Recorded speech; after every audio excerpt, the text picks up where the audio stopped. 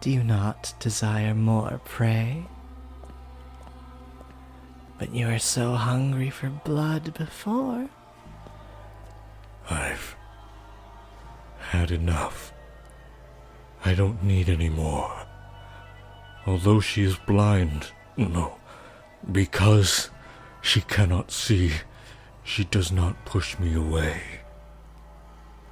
She's the only one willing to accept me, to be with me. Such a fickle creature. You obtain peace, cast it aside, and then pick it up once more. But you'll never be able to escape it completely. After all, you are enchanted by the pleasure murder brings.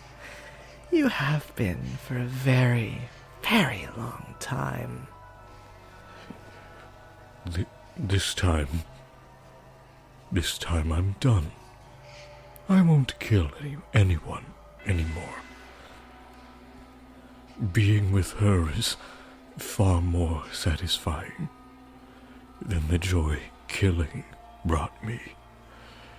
To be with her is what I truly want. So very self-centered. You certainly are. Hey. It was as though he was viewing a flashback. The sound of knocking echoed through the mansion, as it had the day the merchant came and brought the beast's short-lived peace crashing down. What did I just tell you? I do not want any more prey. Stop this. Stop it. Don't bring me any more. I thought you were supposed to fulfill my desires. Why did the door open? Sword in hand, Bestia ran through the mansion's halls. He was overcome with fear. He had obtained the peace he so dearly wanted, and even found someone who did not fear him. He was terrified that the appearance of more prey would cause all this to crumble. Would cause this all to crumble. If he spotted the prey, murdered them, and conceded to his madness, she might choose to leave him. As much as she claimed he was not hideous if she witnessed him doing that. Oh, just chase them out. I'm done with this. My desire has changed. However,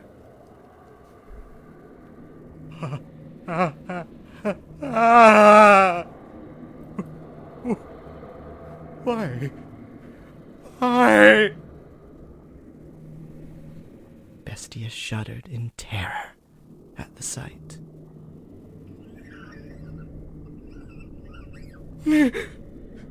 Stay back!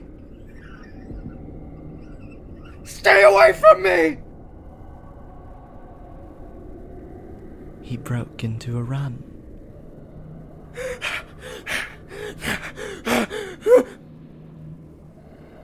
It was not, after all, helpless prey that had entered the mansion.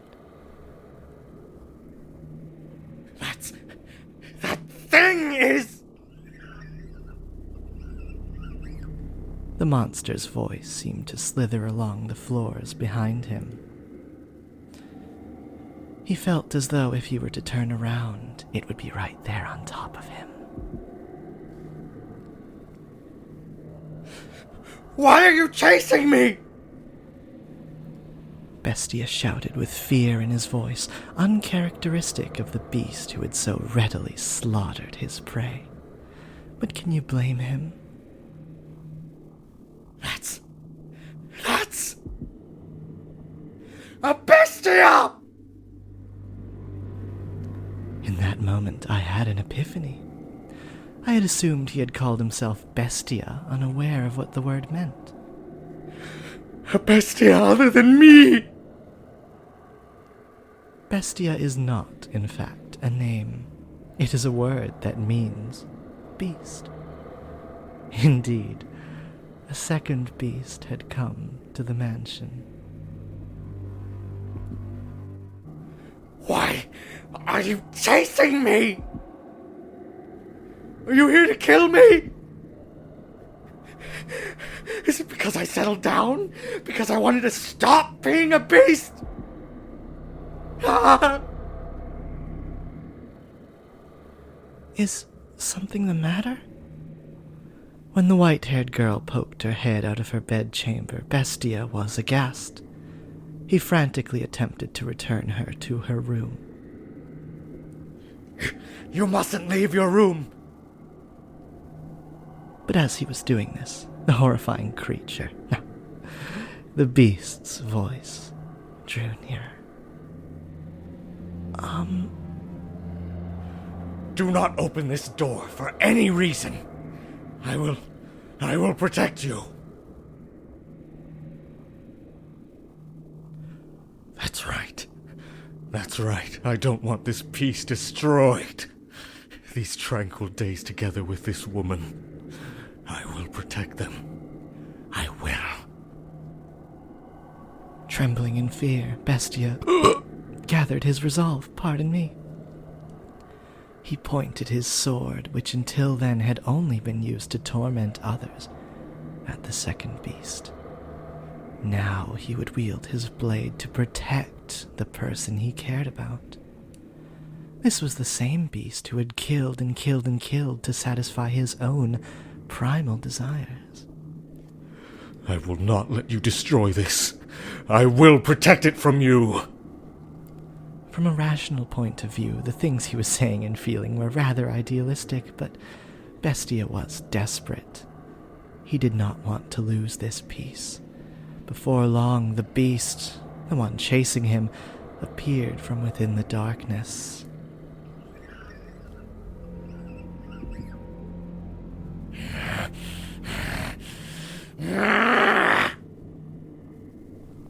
Say, Master, if resolve was the only thing necessary for one to act courageously, would that not mean nearly anyone could become a hero?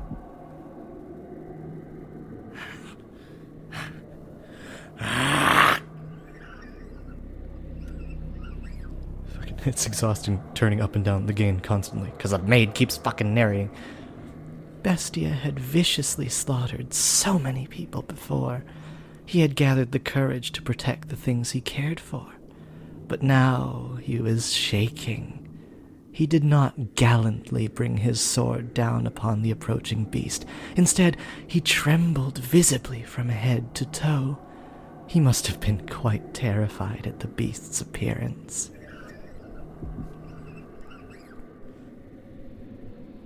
Stop! No! Stay away from me! Don't! Stay back! Seeing Bestia so scared, I imagine the beast thought it a prime opportunity, for it slowly, ever so slowly, ambled toward him.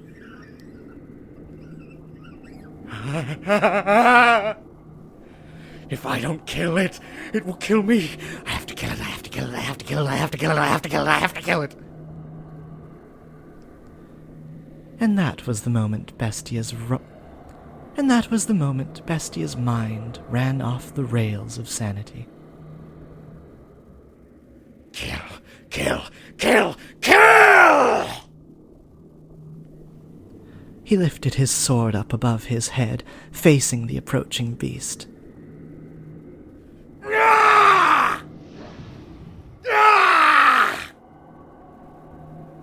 And ferociously,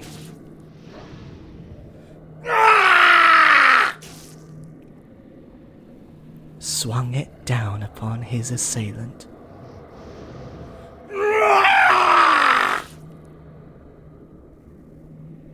Again and again and again.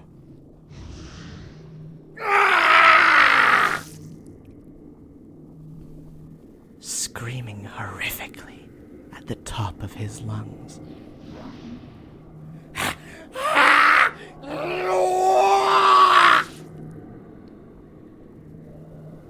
He continued, swing after swing, until the other beast had gone completely still.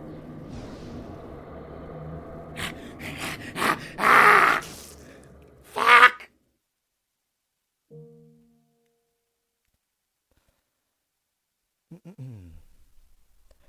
Before long, copious volumes of fresh blood stained the corridor. At some point, the other beast had stopped moving and sunken into a pool of its own lifeblood. I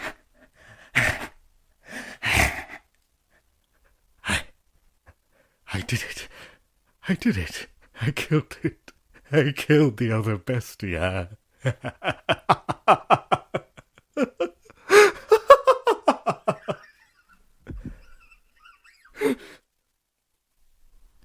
Bestia had let his guard down, assuming he had claimed victory over the unmoving beast.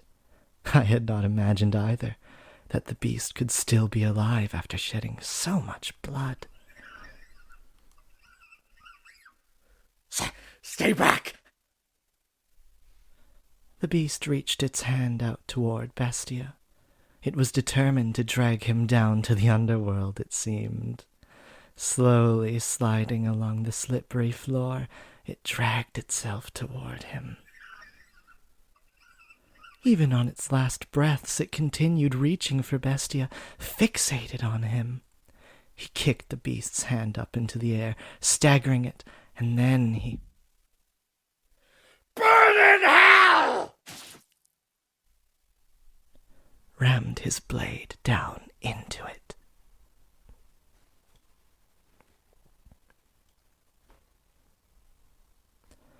Bestia's fear-stricken expression was hardly that of a knight who had just saved the maiden.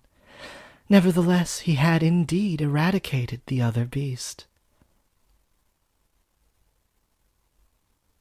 Fun times in the mansion.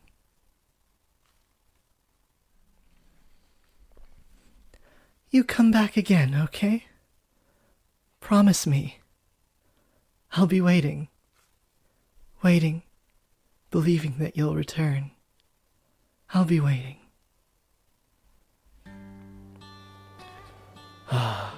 This is great music right here. It's about time for you to set off. Indeed. You take care out there.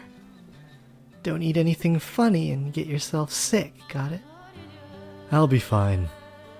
I'm a tough one.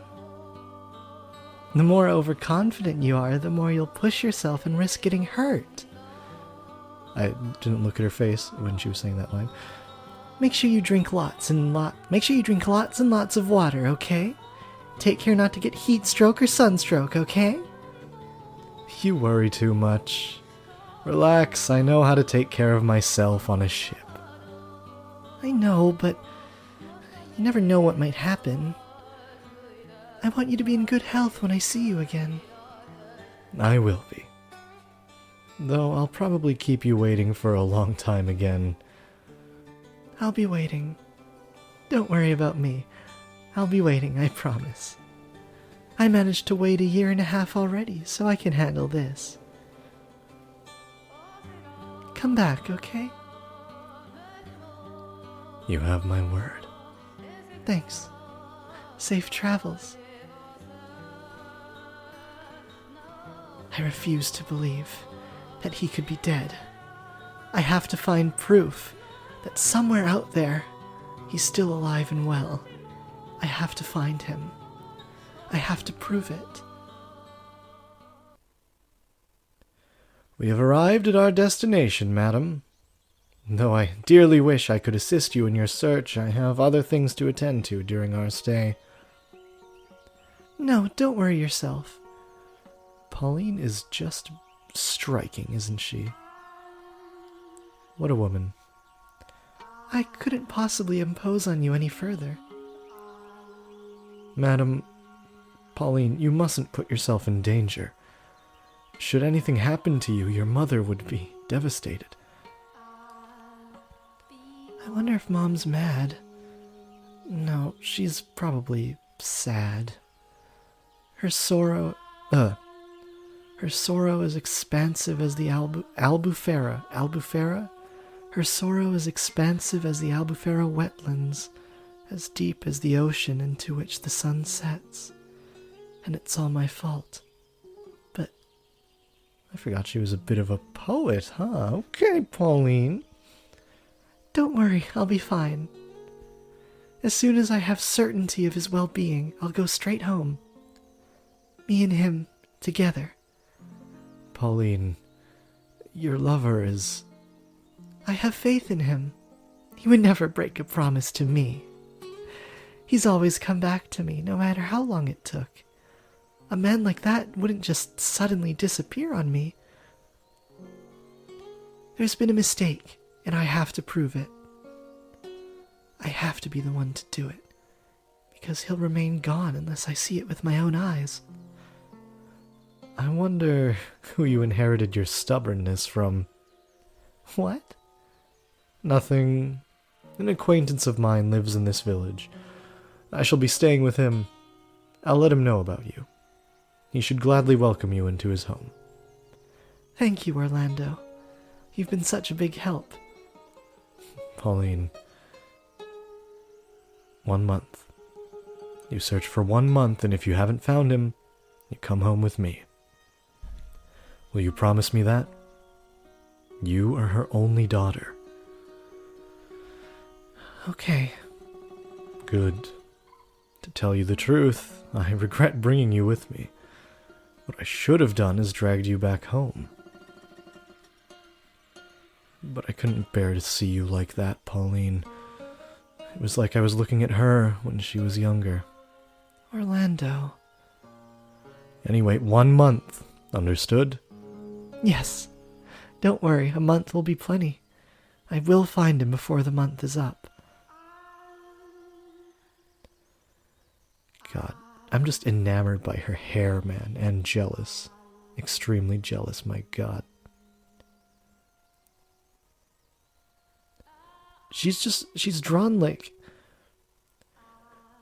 okay, this might seem really abstract, but the maid is drawn to be sort of, like, unrealistically attractive, like, sexy, the way her eyes are drawn, the way, like, the angles, the way her eyes are so sharp and angular, the way the rest of her is sort of angular in a pleasing way, frankly, the size of her boobs. And we'll see some of that later. Not the boobs specifically, but, well, won't spoil too much. She's drawn to be attractive. And I find when anime characters, Japanese drawn characters in particular, are drawn to be attractive, it looks a little bit unrealistic, more so than perhaps it should.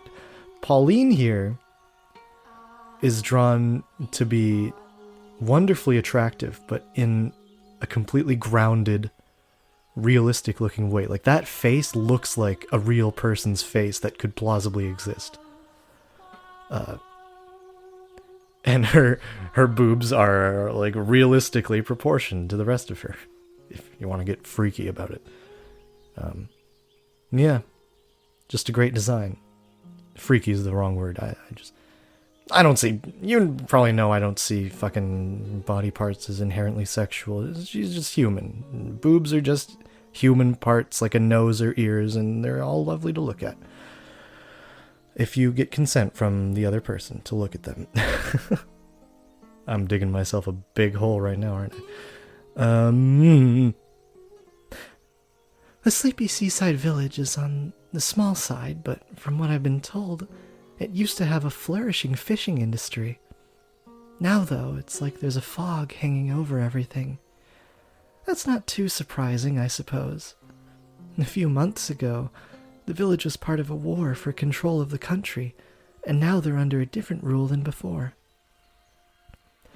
Stripped of their independence and battered by the raging tempest of war, the people's spirits had been eroded, and spiritual damage is not so easily mended. Even if they were not physically harmed, there are deep wounds in their hearts. It's a lovely village, though. The breeze feels different than it does back home. Beneath it all, I'm sure the people are actually quite friendly and cheerful. A long, long time ago, I went on a trip to a land in the south. This country is quite a bit south of mine, too. People blessed with lots of sunlight are bound to be warm at their core. Say, Orlando. Yes? May I take a look around the village? I don't see why not. The sun's still up. I'll need some time to catch up with my acquaintance, so I suppose this is as good an opportunity as any. Do you know where to find me, madam? Yes. You go down that way, turn at the second crossroad, follow it straight for a little, cross over to the other side, and it's right there, right? Are you sure you can find it? Don't worry. All right, then. You're planning to stay within the village today, right? I'll see you in a little bit, then. If you get lost, give me a holler. As much as you may insist otherwise, you really do care, Orlando. I feel bad enough as it is. Please don't take advantage of me. I think I might take full advantage of this. Thanks. See you in a bit. Just make sure I'm recording audio. I am, as I'm sure it was evident to you. What's he doing out here all alone, I wonder? There's no one else around. I wonder if something happened. Would it seem odd if I tried talking to him? Wouldn't want to get labeled as suspicious on my first day here. That's asking for trouble, but... The boy stands all alone on the shore, looking somehow precarious, as though a breeze might whisk him away into a million grains of sand, and if I look away, he won't be there when I turn back. That's how the boy appears to me. You never know until you try. Besides, it's important for me to communicate with the natives. Gotta build trust with the people of this village. Let's go! Good afternoon. What are you doing out here all alone, little man? By force of habit, I spoke in my native tongue. How dense can you be, Pauline? You may have just been talking to Orlando, but that's no excuse. This isn't your homeland. But everything's all right. I studied the language, so I should be able to hold a simple conversation. You don't need to be afraid of me. My name is Pauline. I'll be staying in your village for a while. Nice to meet you. Do you not understand me?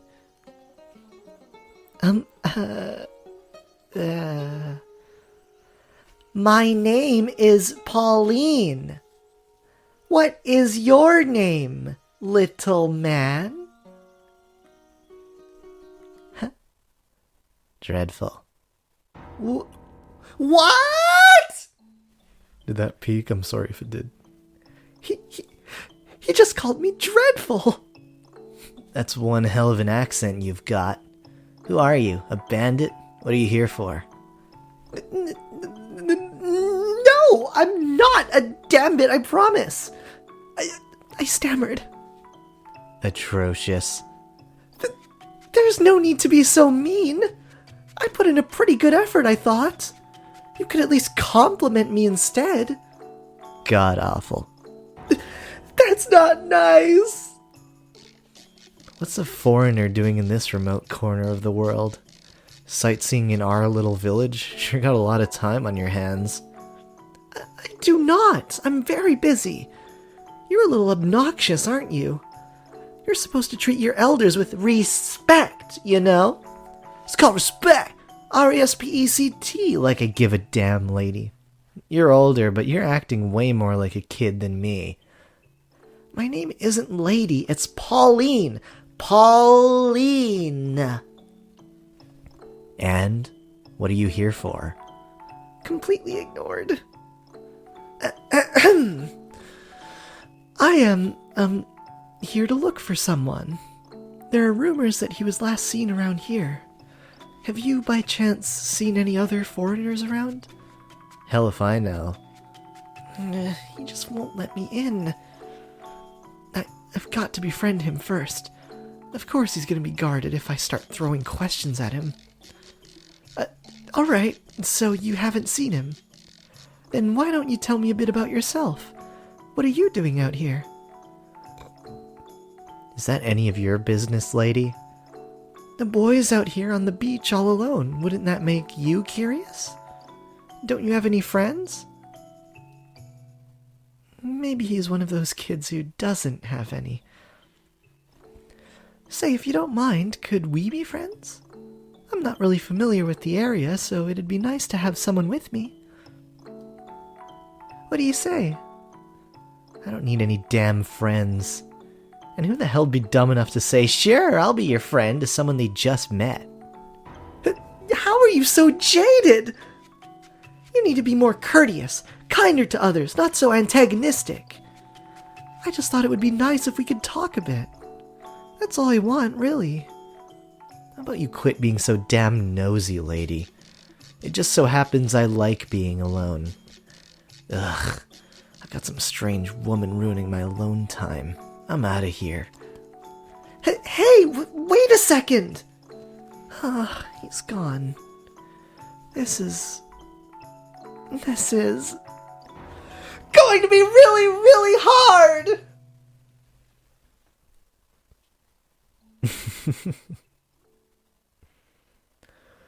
That's funny stuff. Master? Ha! You've returned to me. You suddenly started staring off into the distance. I was quite startled. Now, let us continue our tale. The mansion's corridor was a horrifically repulsive mess. Splatters of fresh beast blood covered the walls, and there was a repugnant odor. Anyone would be compelled to avert their eyes at the sight.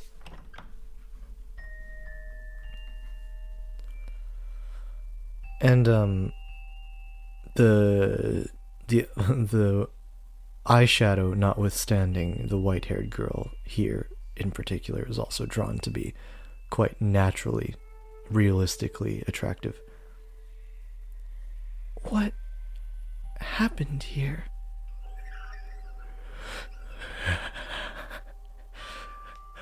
I am grateful that you cannot see, because you would certainly think me a beast if you were able to see this.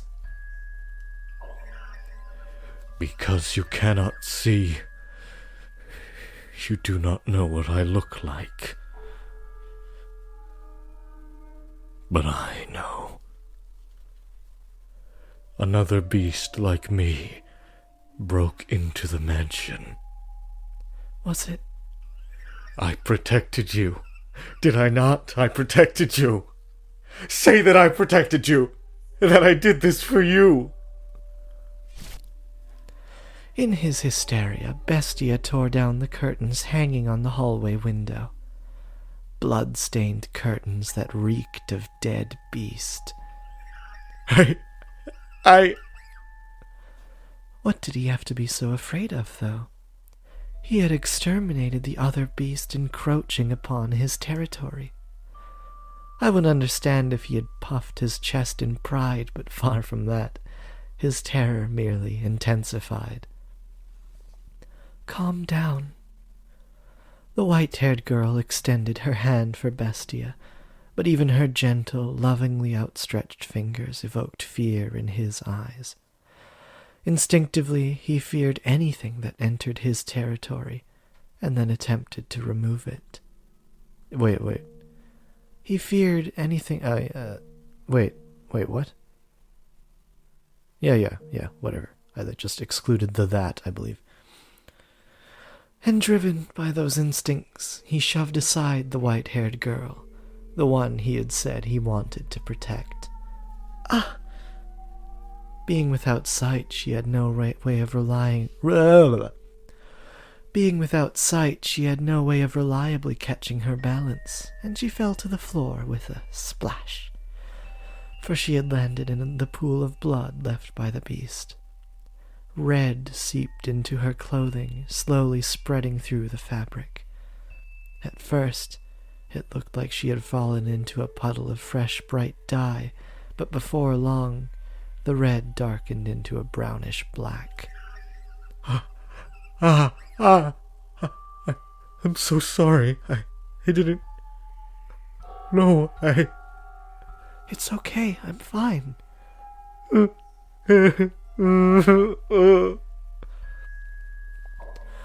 She embraced the panicking beast, softly whispering shh, shh, as if trying to calm a crying baby. Though Bestia was taller and physically stronger, the white-haired girl was, emotionally, more stable than he. What has you so frightened? Please tell me. I promise I will not look down on you for any reason.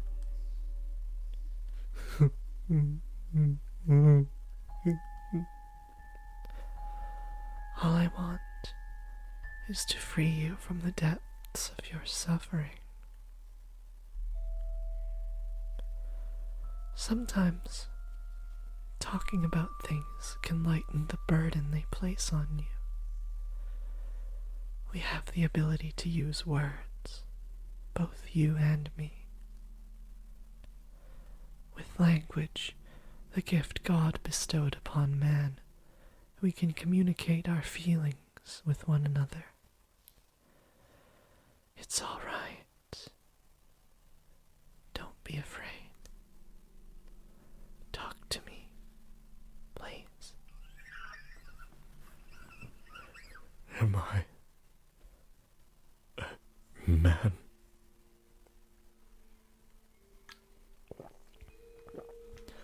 You act as though I am a man. No, you treat me like one. I cannot see you as anything else, as I have said before. Only because you cannot see me. You are the only one who says I am a man. You who are without sight. But I was content with that. You treated me like a man, so I felt as though I had become one. The time I spent with you, I had real peace. I almost forgot that I was a wretched beast.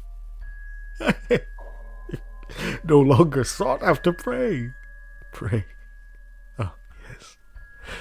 Before you arrived, I murdered dozens of humans. I didn't want you to know that I was such a sinful creature, leaving a long trail of bodies in my wake. But I thought that if I didn't show them my strength, if I didn't force them into submission, then I would never find peace. I was drunk with power. I took great pleasure in it, in slaughtering people.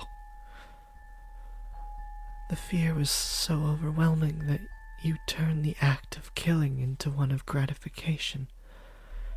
You did it to protect yourself.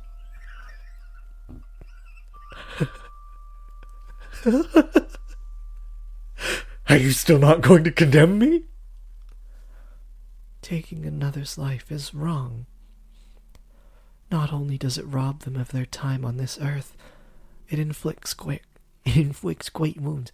It inflicts great wounds upon those who care about them.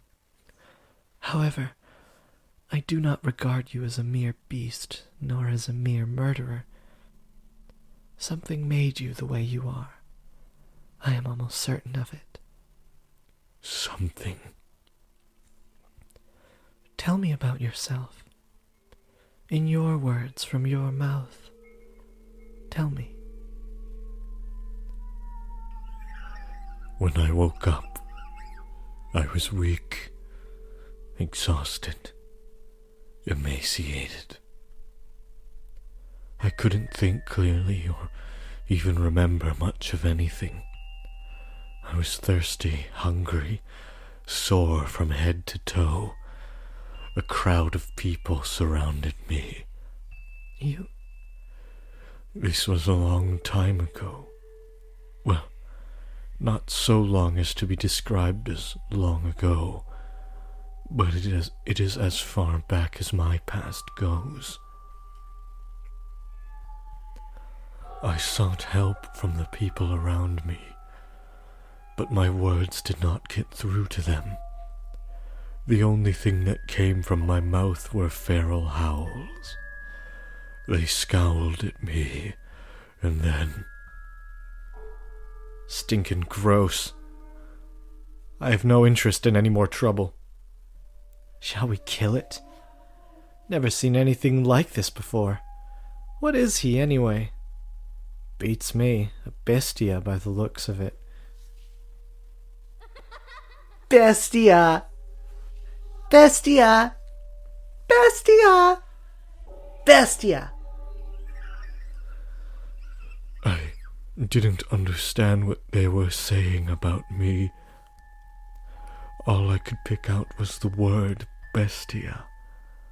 The humans brought sticks and fishing poles, with which they poked and prodded me. At first they probably meant only to chase me out, but before long, their actions began to escalate. Bestia! Bestia! Filthy beast! We ain't got nothing for you! Dirty, nasty thing! Stay back! Hit it! Pound it! He's feeling it! Beat it! Beat the thing! Kill it! Kill it! Kill it! Kill it! Kill it! Die!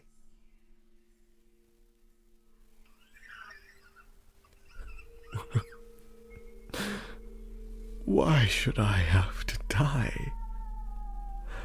I was simply asking for help. If they didn't have food to spare, a glass of water would have been enough. I asked for nothing of them, but some relief from my thirst. But the humans would not hear my pleas. My words reached no one's ears. When they brought weapons and started chasing me around, attempting to kill me, all I could do anymore was run. And as I fled, I saw something. A child pointing to a wild dog covered in mud and shouting, "Bestia." That was when I finally understood that I was a beast who burps. And that was why the humans wanted to exterminate me. I was neither cattle nor swine nor fowl of the air, but a vicious beast, the kind of creature that ravaged their fields. And so... You sought to prove your superiority to them, so you would never have to be called a beast or chased out of somewhere again. I was so close to forgetting it all. The time I spent with you was truly wonderful. I could forget about people calling me beast, chasing me around, and trying to kill me. I could forget about slaughtering them, painting the walls with their blood. I could forget about everything. It felt like I had actually become a man. God, that is overwhelmingly hot to me, man. I'd forgotten just how much this white-haired girl makes me feel. But you... But then it showed up.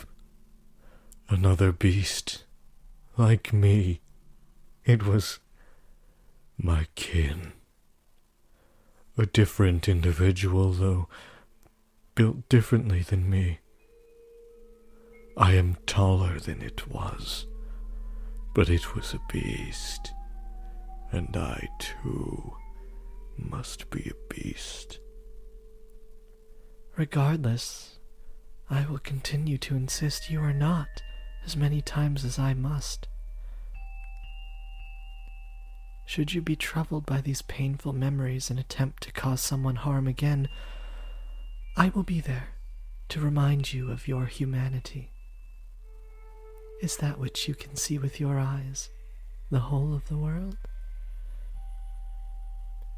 I cannot see you, that is correct, but I can feel you, sense you, hear you, and I can learn what you bear within your heart. You worry, you fear, and you think. And you also show concern for me. These things all prove that you are human. This woman, she really is going to change me. If I remain with her, I can become a man. It might be no more than an illusion, but with her near, it can become my reality. Have you calmed yourself down some? The hall needs to be cleaned. So it does. I'll take care of it. You don't need to worry. You should get changed, though. Very well.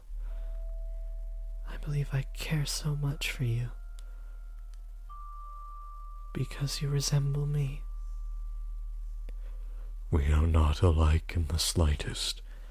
As I've said, you are a beautiful woman. You may compliment my appearance, but no one else ever did. I have been labeled as a witch because of the color of my eyes and hair. My eyes, they're red. A beautiful shade of red indeed.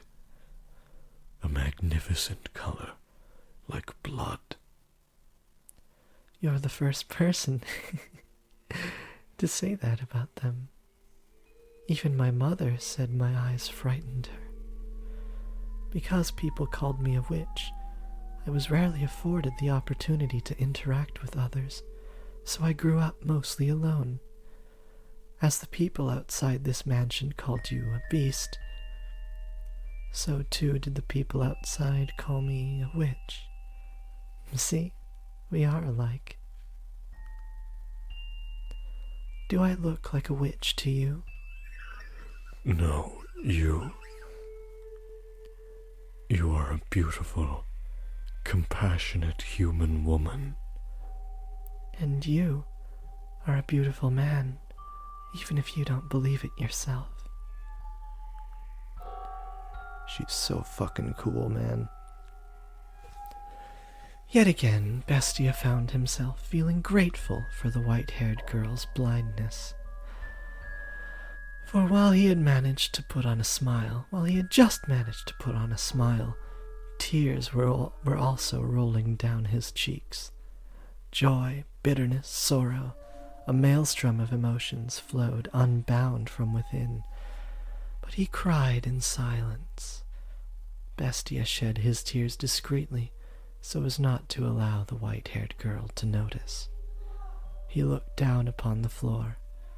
A single corpse lay there, and no matter how hard he tried, he could not see it as anything other than a beast. A beast that looked just like him.